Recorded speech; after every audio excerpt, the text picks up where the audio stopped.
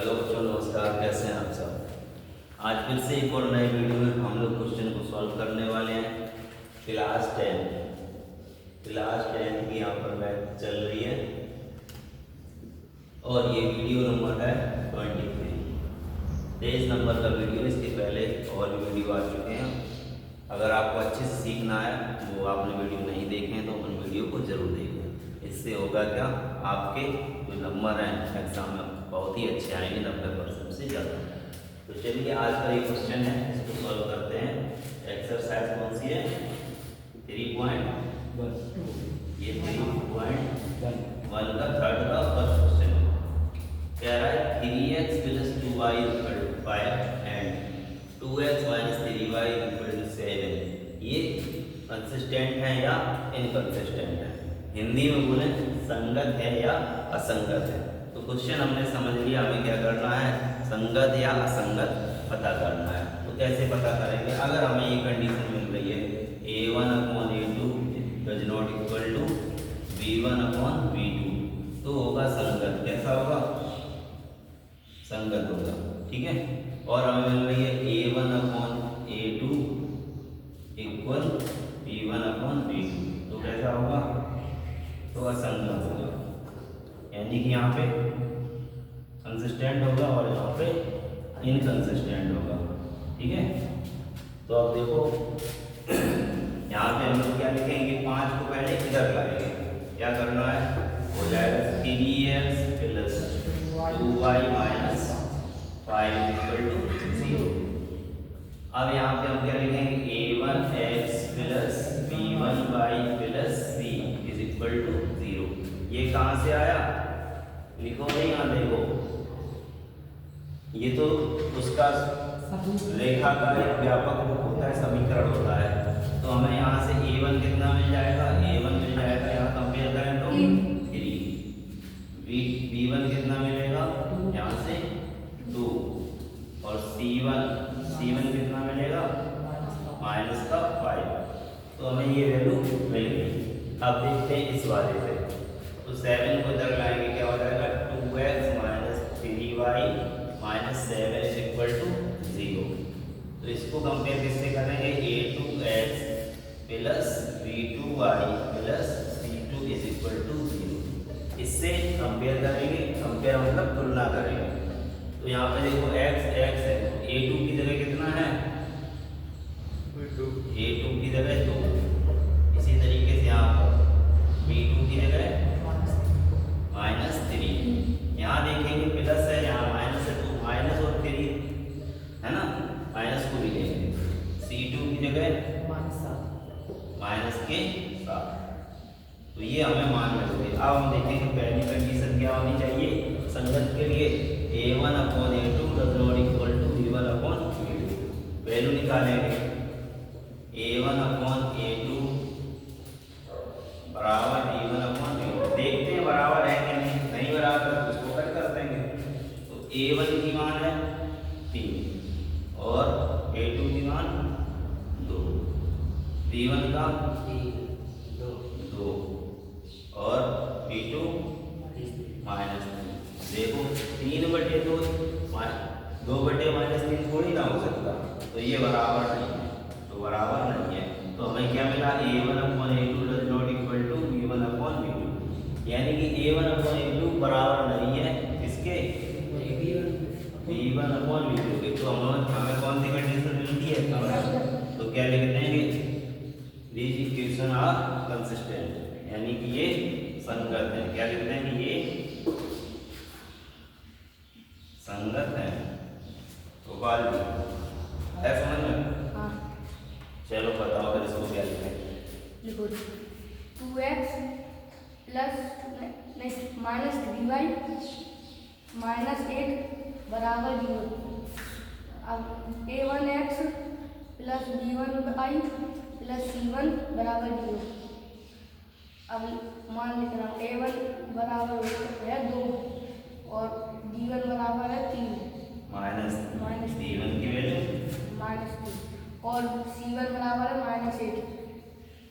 सत्यम बोलो क्या लिखें? 4x -6y -9 equal to Q2 अब A1 नहीं A2x प्लस माइनस होगा ना, यहाँ पे तो अच्छा plus plus B2y B2y plus plus C2 C2 equal to A2 की वैल्यू 4 वैल्यू मतलब मान है ना, B2 की -6 -6 C2 की सर -9 ये हमें A1 A2 B C1 B1 B2 सारी वैल्यू में पता चल गई। अब हम लोग पहली कंडीशन लगा के देखते हैं क्या होता है, ठीक है। तो पहली कंडीशन में क्या है, ध्यान देखते हैं हम लोग, इसी की जस्ट नीचे लिखोगे। तो पहली कंडीशन में अपने पास क्या है, A1 अपॉन B1 है ना, तो A1 अपॉन A2 बोल तो दिया करो, अगर गलत हो रहा है। B1 अपॉन B2 मान रखो, A1 की जगह 2 रखेंगे, A2 की जगह 4, तो 2/4 बराबर B1 की जगह -3 और B2 की जगह -3/-6।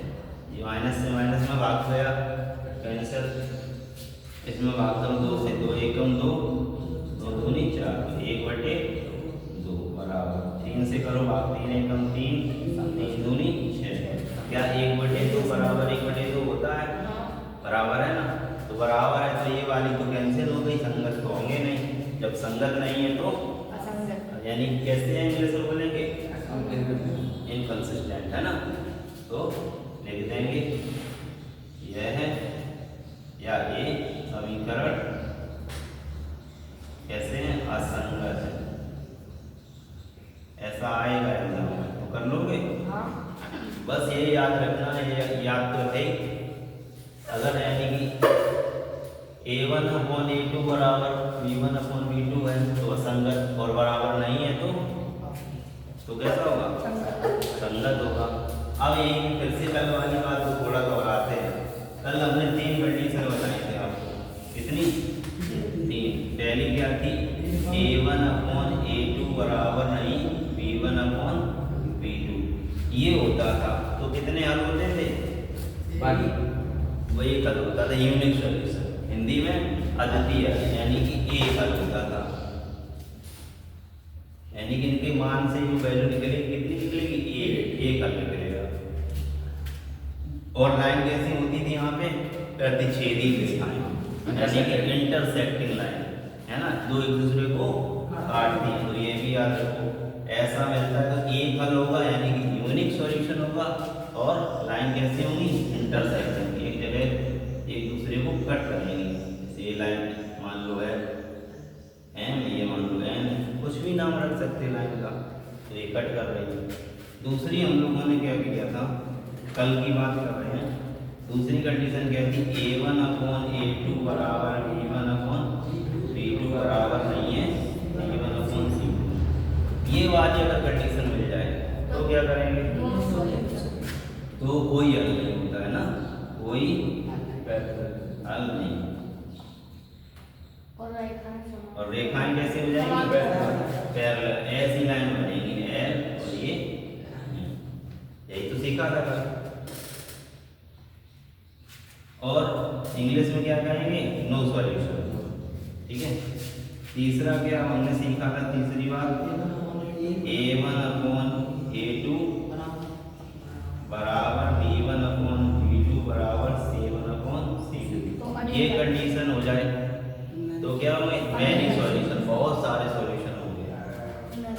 तो क्या लिख सकते, मैनी मतलब अनेक है ना, क्या लिखेंगे, अनेक यानी बहुत सारे हल, ठीक है, मैनी सॉल्यूशन। लाइन कैसी होंगी, समबाहु, एक लाइन होगी है, उसी के ऊपर बनेगी दूसरी लाइन है, ठीक है।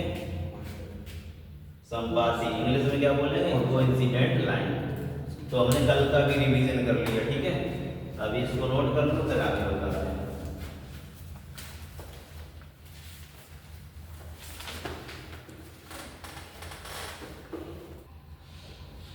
तो चलो नेक्स्ट क्वेश्चन हम लोग देखते हैं, एनसीईआरटी एक्सरसाइज 3.1 का कौन सा क्वेश्चन, फर्स्ट का फर्स्ट पार्ट है ना, समझते हैं पहले क्वेश्चन को, क्वेश्चन क्या है, उसके बाद क्वेश्चन समझ में आ गया तो फिर हम लोग सॉल्व भी कर देंगे। तो question is from the pair of linear equation in the following problem and find their solution bye graphically. तो नीचे दो इक्वेशन दी है लीनियर इक्वेशन, उनको हम लोगों को पहले इक्वेशन बना के फिर उनका सॉल्यूशन करना है, हल करना है ग्राफिकली। कैसे हल करना है? तो फर्स्ट क्वेश्चन है 10 student of class 10 took a part in a mathematics quiz। कक्षा 10 के 10 विद्यार्थी एक मैथ की क्विज में भाग लेते हैं।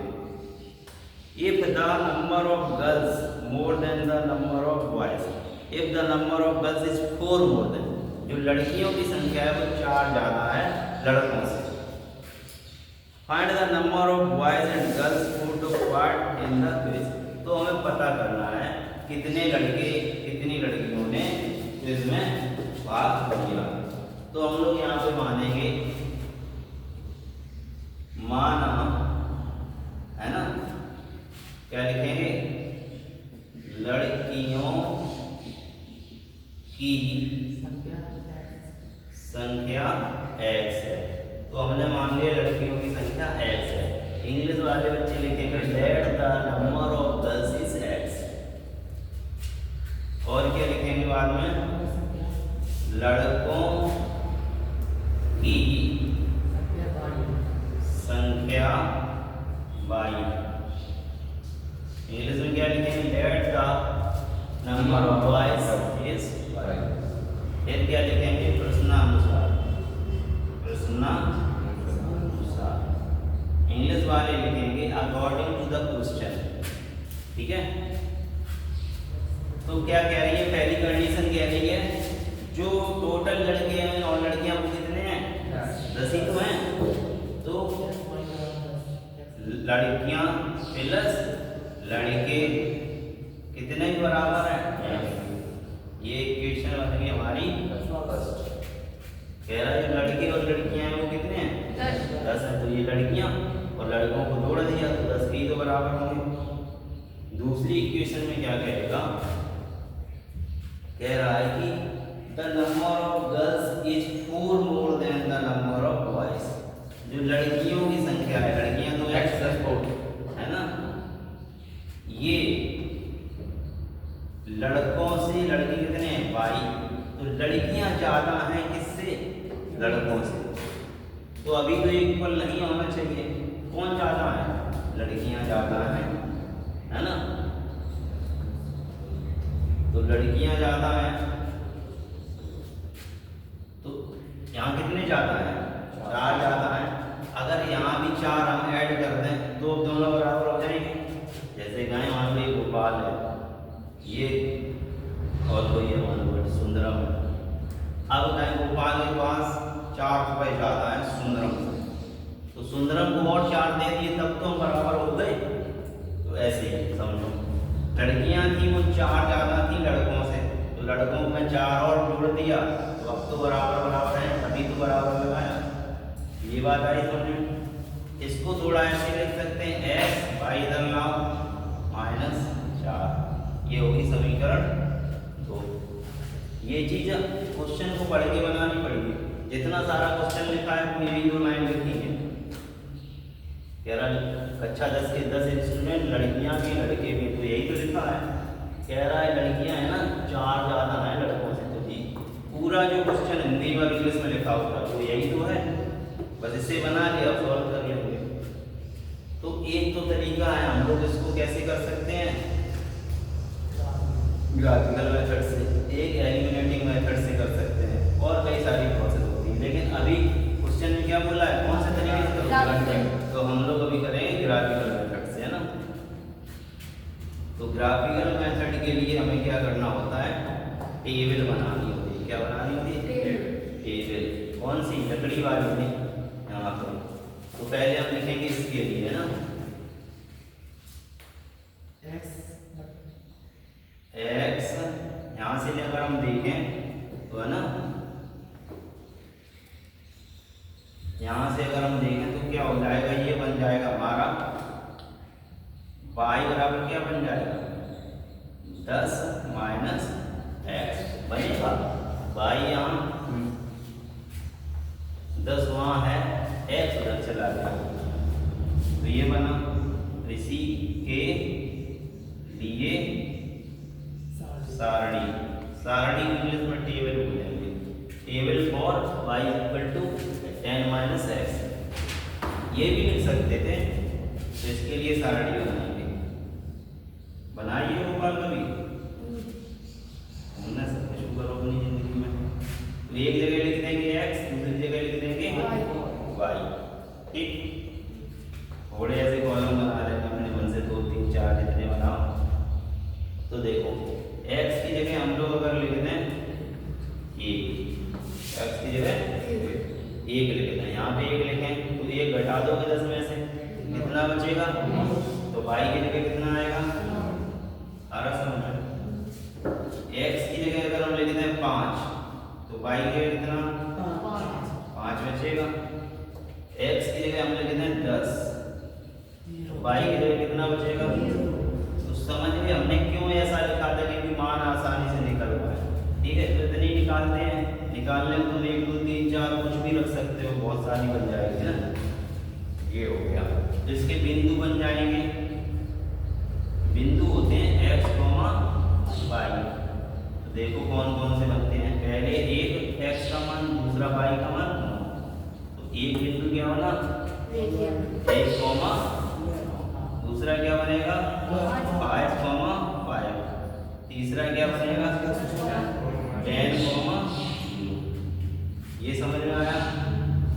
अब हम इस वाले के लिए समीकरण लिखेंगे, है ना, इसके लिए। तो क्या हो जाएगा इसका, अगर हम लोग चाहें तो ऐसे ही लिख दें, या फिर x बराबर y प्लस 4 हो जाएगा। तो देखो क्या लिख सकते हैं, x बराबर 4 प्लस y के लिए सारणी, ठीक है। तो देखो फिर से ऐसे बनाएंगे, क्या लिखा गोपाल पहले कॉलम में? x, y। अब यहाँ दिमाग ये लगाना है आपको, देखो अगर y की जगह 1 रख दें तो x की जगह अपने आप मान मिल जाएगा। तो y की जगह 1 रखो यहाँ पे, तो y की जगह x की जगह कितना होगा, है ना। और y की जगह अगर 0 रखो तो x की जगह कितना होगा? 4, है ना। अपने मन से रख सकते हैं, हमें जो सही लग रहा हम रख रहे हैं, हम लोग अपने मन से रख सकते हो, है ना। ये नहीं है कि क्या रखना है। जब ऐसे क्वेश्चन कई बार कर चुके होगे तो थोड़ा अंदाजा मिल जाएगा कि हमें क्या रखना है ना। और अगर y की जगह हम लोग रख दें -4, कितना? -4, तो यहाँ -4 लिखेंगे, 0, तो क्या आ जाएगा? -4 और 4 0, तो x की जगह 0।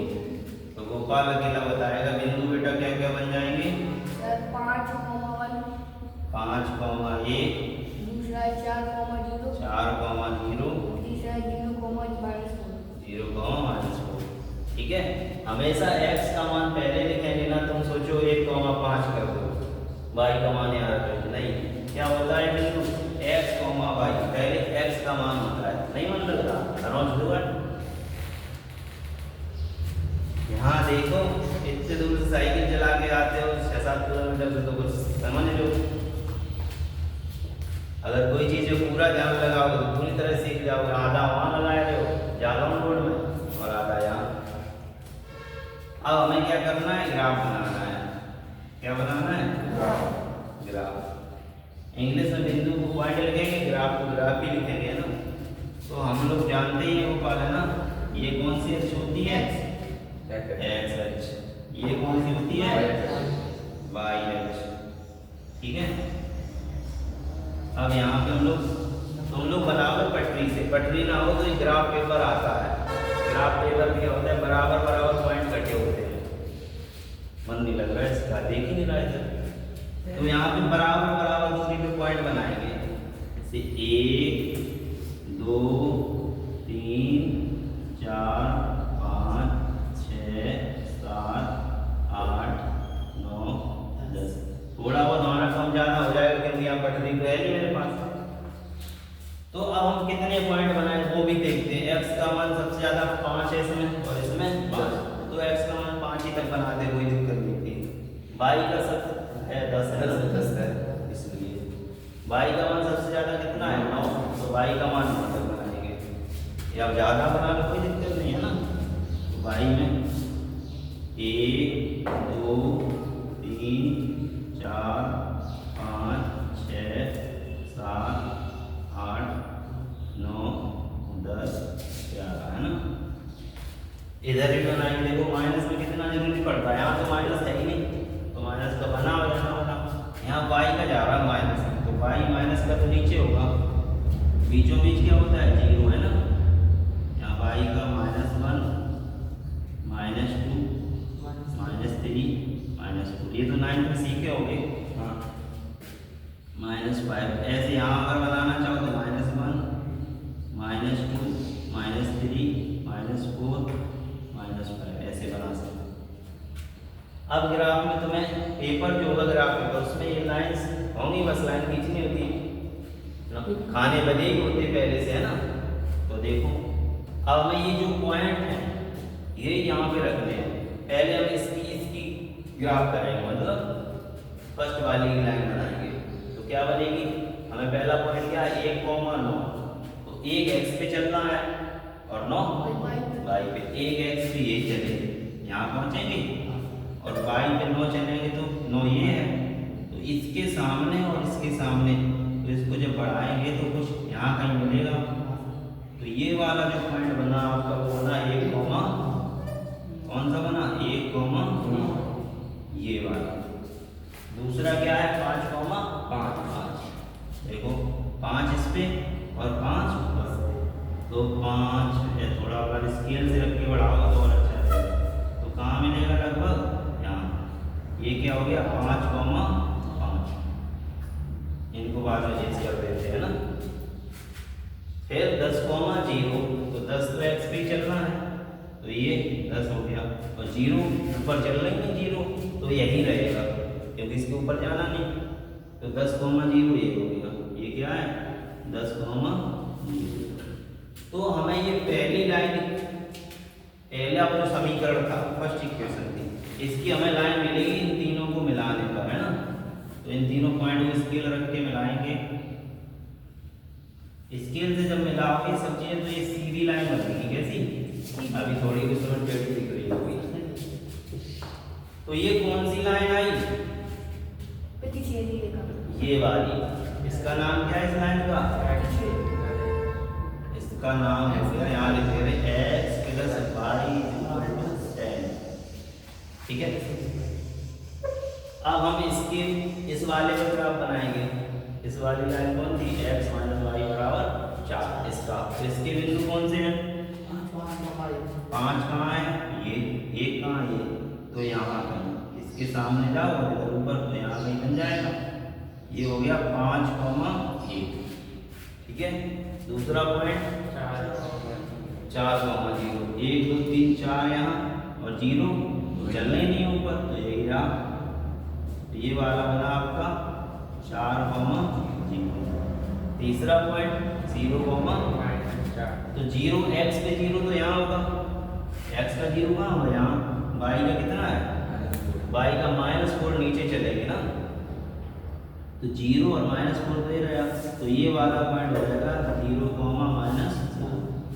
तो जो ये वाली हमारी लाइन थी x - y = 4, इसके हमें ये बिंदु मिल रहे, तो इनको जब मिला देंगे तो हमें क्या मिल जाएगा, ये मिल जाएगी, एक और लाइन मिल जाएगी इसकी। तो मिला दो, थोड़ा देखो कहाँ जा रहा है,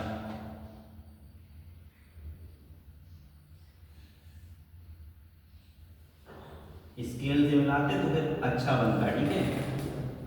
और उसमें क्या है मेरा, ये थोड़ी नाप भी तो इधर उधर हो गए होंगे, तो हमें एक, अब देखो याद करो थोड़ा, 2 लाइनें काटती हैं एक जगह पे, तो कितने सॉल्यूशन होते हैं, है ना। a1/a2 बराबर नहीं b1/b2 आता है, तो वो वैसे आता है,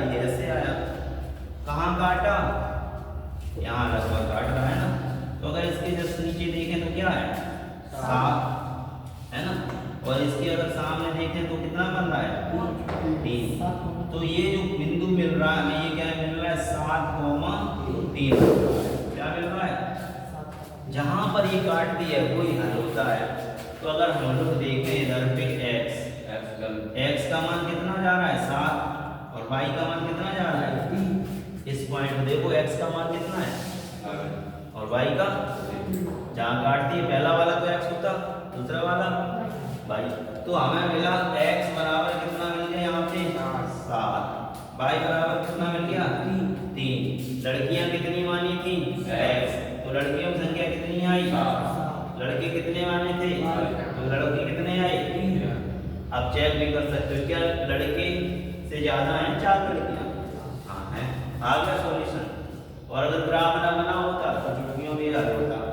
देखो ग्राफ ना बना होता तो कैसे हल होता। अगर कोई क्वेश्चन बना है कि ग्राफ से करो, ये कहते सिर्फ हल करो, ये ना कहे कि ग्राफ से करो। देखो कितनी जल्दी होता। पहला समीकरण क्या था x + y बराबर, दूसरा क्या बना x - y बराबर 4। ठीक है, क्या करेंगे दोनों समीकरण को जोड़ने पर, जोड़ दिया x और x कितना हो गया 2x, y प्लस का y माइनस का खत्म हो गया, 10 और 4 कितने हो गए 14, भाग लग जाएगा 2 का 14 में, 2 से भाग तो x बराबर 7। x का मान यहाँ रख दो, कितना हो जाएगा 7 प्लस y बराबर 10 होगा और ये उधर जाएगा तो क्या बनेगा 7 प्लस y बराबर 10 और y बराबर 10 माइनस 7। तो x बराबर y बराबर 3। आराम से हो गया। लड़के 3 लड़कियां 7। जब वो कहेगी सिर्फ हल करो तो चाहे जैसे कर दो, उसने कह दिया ग्राफ से करो तो इसका मतलब फिर आएगा भी 4 नंबर का। ग्राफ से करवाएगा तो इतनी सारी प्रोसेस करनी है तो 4 नंबर का आएगा, ऐसे आएगा तो 2 नंबर का आएगा, 1 नंबर का। समझ गए, लिख लो इसको, कहीं दिक्कत हो तो पूछ लो, एक बार पूछ जाओ। जैसे एक बार रिवीजन कर लेते हैं 1 मिनट लगेगा।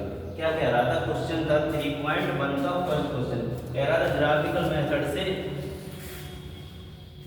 मेथड से सॉल्व करो। कह रहा था जो लड़कियां हैं वो लड़कों से कितनी ज्यादा हैं 4 और टोटल कितने हैं लड़के कितने हैं। तो मान लिया था लड़कियां x हैं लड़के y हैं, तो x + y लड़के लड़कियां मिला के कितने 10 के बराबर कर दिया।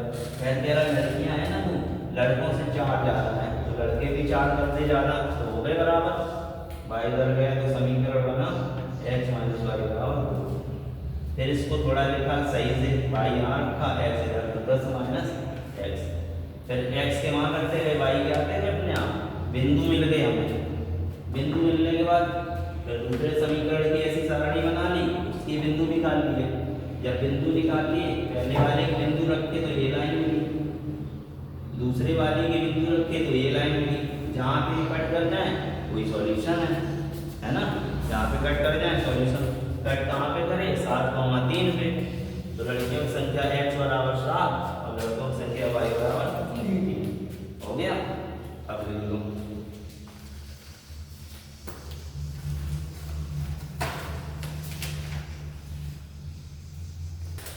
तो बच्चों आज के वीडियो में इतना ही, मिलते हैं नेक्स्ट वीडियो में।